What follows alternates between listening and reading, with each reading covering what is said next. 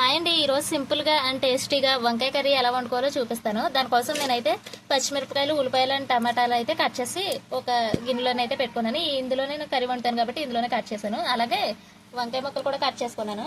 వాటర్లో వేసుకోవాలి ఉప్పు వేసి, అప్పుడు తొందరగా నల్లబడకుండా ఇలా ఫ్రెష్గా ఉంటాయి. ఇప్పుడు ఈ వంకాయ ముక్కలు అనేది ఇందులో అయితే వేసేయాలి.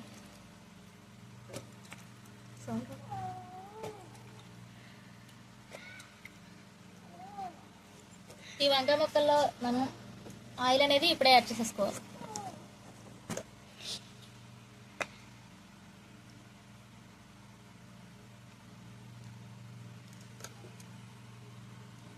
ఆయిల్ అయితే యాడ్ చేస్తున్నాం. ఇలా ఆయిల్ యాడ్ చేసుకొని పొయ్యి మీద అయితే పెట్టేసుకున్నాం. స్టవ్ మీద అయితే పెట్టేసుకున్నాను. మూత పెట్టి మగ్గించుకుంటే మనం ఇవి అయితే తొందరగా మగ్గుతాయి. చూసారు కదా, వంకాయ ముక్కలు అనేవి ఈ విధంగా బాగా మగ్గిపోయే వరకు ఉంచుకోవాలి. మూత పెట్టేసి లో ఫ్లేమ్లో మూత పెట్టి మగ్గించుకుంటే చాలా బాగా మగ్గుతాయి. చూసారు కదా ఎంత బాగా మగ్గినాయి. ఇందులో ఉప్పు, కారం, పసుపు అనేవి కూడా యాడ్ చేసేసుకున్నాం. ఇప్పుడు కర్రీకి సరిపడినంత ఉప్పు అయితే వేసుకోవాలి. ఫస్ట్ ఉప్పు తక్కువ వేసుకోండి, ఎందుకంటే తర్వాత కసిమైనా ఏం చేయలేం కాబట్టి. అలాగే పసుపు కూడా వేసేసుకుందాం.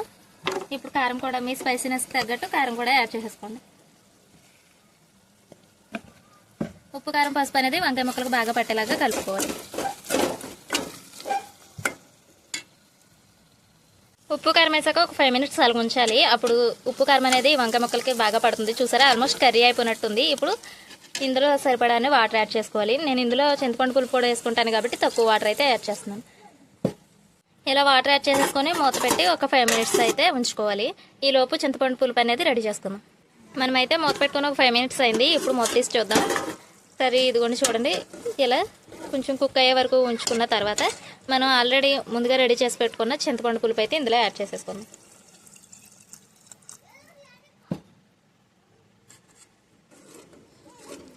చింతపండు పులుపు అయితే యాడ్ చేసేసి స్టవ్ మీద ఒక 5 to 10 minutes హై టు లో ఫ్లేమ్లో ఉంచుకోవాలి.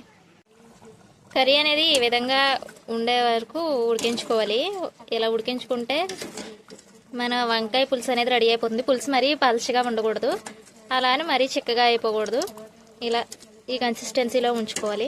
చూసారు కదా, పులుసు అనేది ఇలా ఉండాలి. ఇందాక పొగలొచ్చి కనిపించలేదుగా సరిగ్గా. ఇప్పుడైతే ఇంకో గ్రేవీ కన్సిస్టెన్సీ అయితే ఇలా చిక్కగా ఉండేలాగా ఉంచుకుంటే మన వంకాయ పులుసు అనేది రెడీ అయిపోతుంది. చూసారు కదా, మన వంకాయ పులుసు వీడియో నచ్చితే లైక్ చేయండి. అలాగే మన ఛానల్లో కుకింగ్ వీడియోస్ ఉంటాయి, వెళ్ళి చెక్ చేసి నచ్చితే సబ్స్క్రైబ్ చేసుకోండి. Thank you for watching guys. By by.